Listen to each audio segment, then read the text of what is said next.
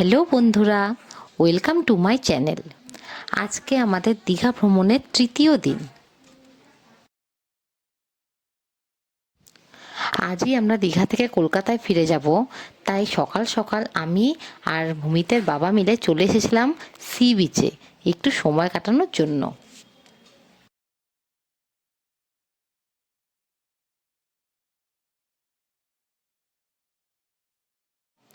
এই সময় ভূমিত হোটেলে ঘুমিয়ে থাকায় ওকে নিয়ে আমরা আসতে পারিনি, তাই আমরা দুজন মিলে চলে এসেছিলাম সি বিচে কিছুক্ষণ সময় কাটাতে। এই দিন সি বিচে আমরা একটু হর্স রাইডিং করছিলাম। সমুদ্রের পাড়ে হর্স রাইডিং করতে সত্যিই খুব ভালো লাগছিল। সি বিচে কিছুক্ষণ সময় কাটানোর পর আমরা অনুষ্কা হোটেলের বাইরে যে চায়ের দোকানটা আছে সেখানে চা খেতে চলে এসেছিলাম।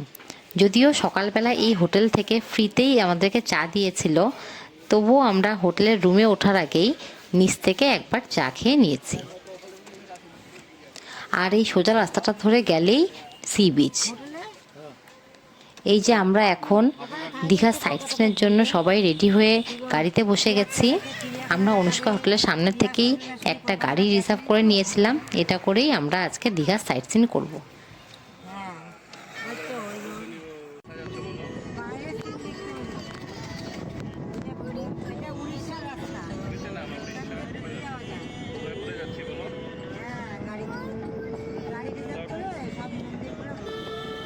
এই যে ভূমিত গাড়িতে উঠেই দুষ্টামি করছে।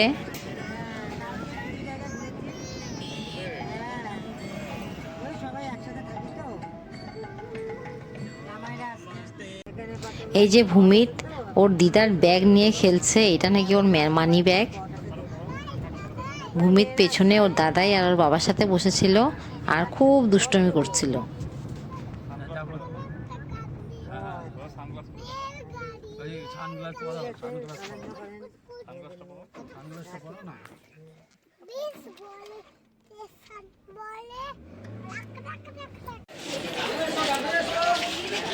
আমরা এখন চলে এসেছি তালসারি বিচে।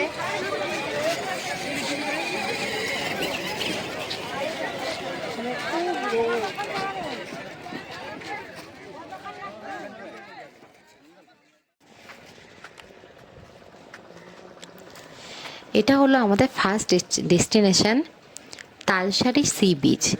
এখানে এই নদীটা পার করে নৌকো করে যেতে হয় লাল কাঁকড়া দেখতে, কিন্তু এখানে এত রোদ ছিল যে ভূমিতকে নিয়ে আমরা নৌকো করে এতটা পার হওয়ার সাহস পাইনি। প্রচুর রোদে ভূমিতের শরীরটা খারাপ হয়ে যাওয়ার সম্ভাবনা ছিল, তাই আমরা আর কাঁকড়া দেখতে দূরে যাইনি।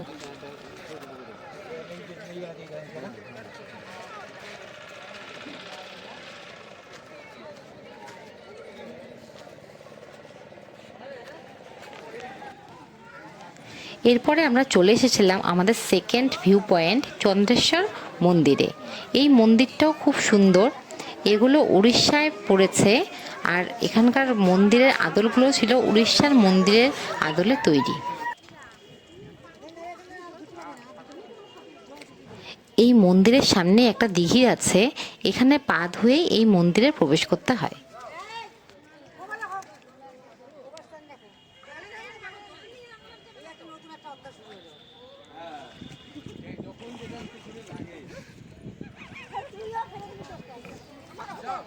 আর ভূমিত এখানে এসে এই দিঘিতে নেমে স্নান করার জন্য ব্যস্ত হয়ে গেছিল। তারপর ভূমিতকে কোনো রকম পাটাকে ধুইয়ে আমরা মন্দিরে চলে এসেছি।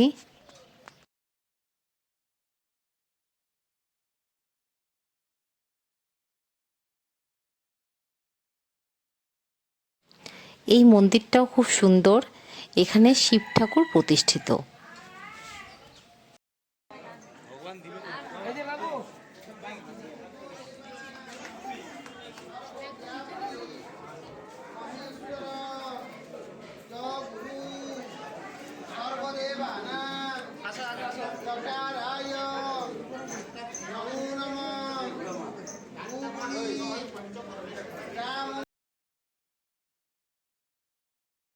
এরপরে আমরা চলে এসেছিলাম আমাদের third view point Udaypur sea বিচে।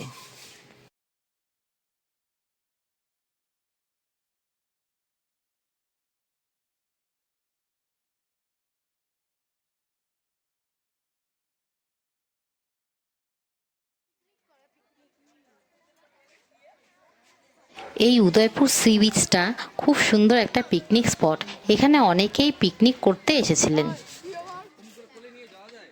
পিকনিক খাচ্ছে, পিকনিক,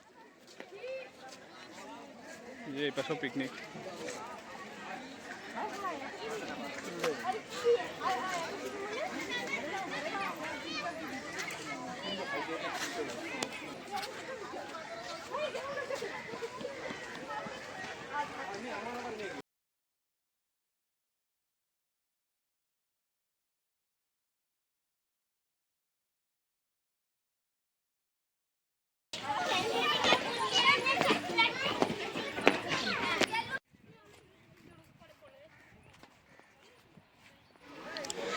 এই উদয়পুর সি বিচে অনেকেই পিকনিক খেতে এসেছে।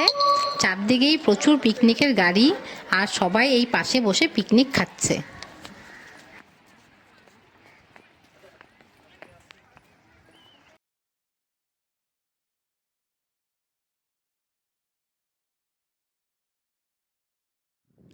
এই উদয়পুরের সি বিচটা সত্যি খুব সুন্দর। দীঘায় যতগুলো সি বিচে ঘুরলাম, সব থেকে সুন্দর এই উদয়পুর সি বিচ। দীঘা বিচে তো তেমন স্নান করা যায় না, তবে তোমরা যদি কেউ দীঘায় আসো, তারা দীঘায় বিচে স্নান না করে উদয়পুর বিচে এসে স্নান করতে পারো। এখানকার বিচটা স্নান করার জন্য উপযোগী।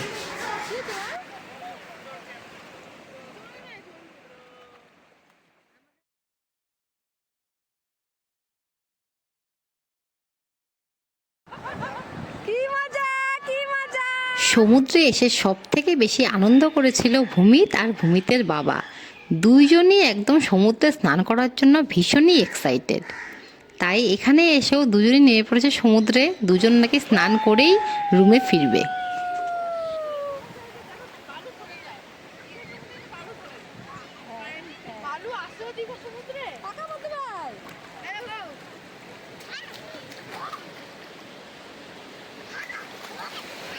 আর আমরা বাকিরা কেউই যেহেতু সমুদ্রে নামবো না, তাই সমুদ্রের জলে একটু পা ভিজিয়ে মজা নিচ্ছিলাম। আর এই যে ভূমিত সমুদ্রে নামার জন্য ব্যস্ত হয়ে গেছে। ওর কাছে ড্রেস ভেজা নাকি শুকনো জামা কাপড় পরে থাকতে হবে, কোনো কিছু এগুলো ব্যাপার না। ওর একমাত্র লক্ষ্য হচ্ছে ও সমুদ্রে স্নান করবে।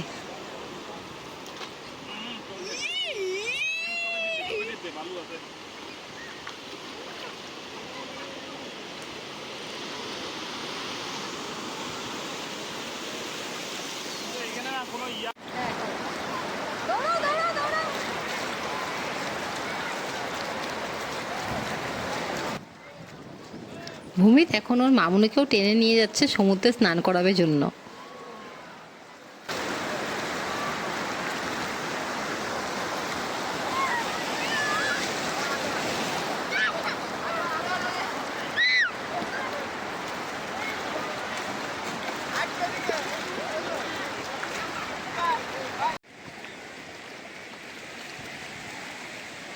ভূমির দীঘায় এসে এতই আনন্দ করেছিল যে ওর আনন্দ দেখেই আমাদের সবার মনে হচ্ছিল যে আমাদের দীঘায় ঘুরতে আসা সার্থক হয়েছে।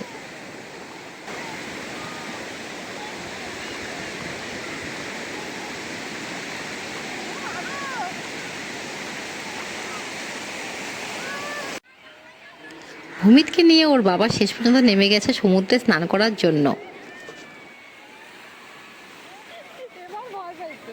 আর দীঘার সি বিচে স্নান করতে যেহেতু খুব একটা মজা হয়নি, তাই এখানে এসে ওরা খুবই মজা করছিল।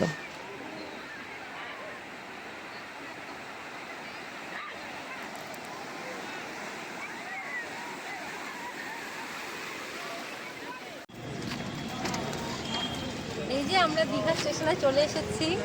আজকেই আমাদের দীঘা ভ্রমণের শেষ দিন। এরপরে আমরা হাওড়ায় যাব, তারপরে ভিডিওগুলি আমি তোমাদের সঙ্গে পরে শেয়ার করি। এই যে দীঘা স্টেশন চলে এসেছে।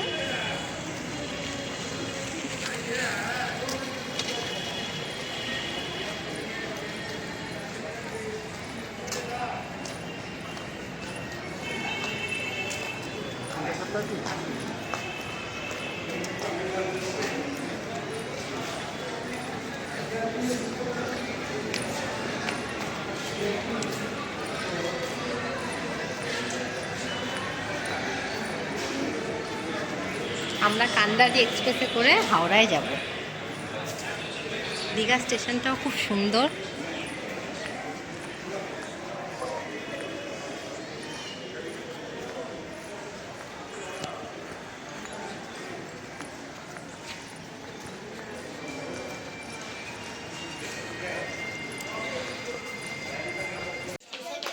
এই যে আমরা সবাই হাওড়া যাবো জন্য দীঘা স্টেশনে চলে এসেছি। এই যে ভূমিতে দিদার সঙ্গে বল খেলছে, বল নিয়ে সমুদ্র তো খেলতেই পারেনি, তাই এখানে এসে ও বল খেলছে। আর এই যে পিয়ুষ, মিঠুনদা, বদ্দি ভাই, বাবা, মা আর শুভমের বাবাকে তো দেখতে পাচ্ছি না। আজকের মতো ভিডিওটি এই পর্যন্তই। দেখা হবে নেক্সট ভিডিওতে।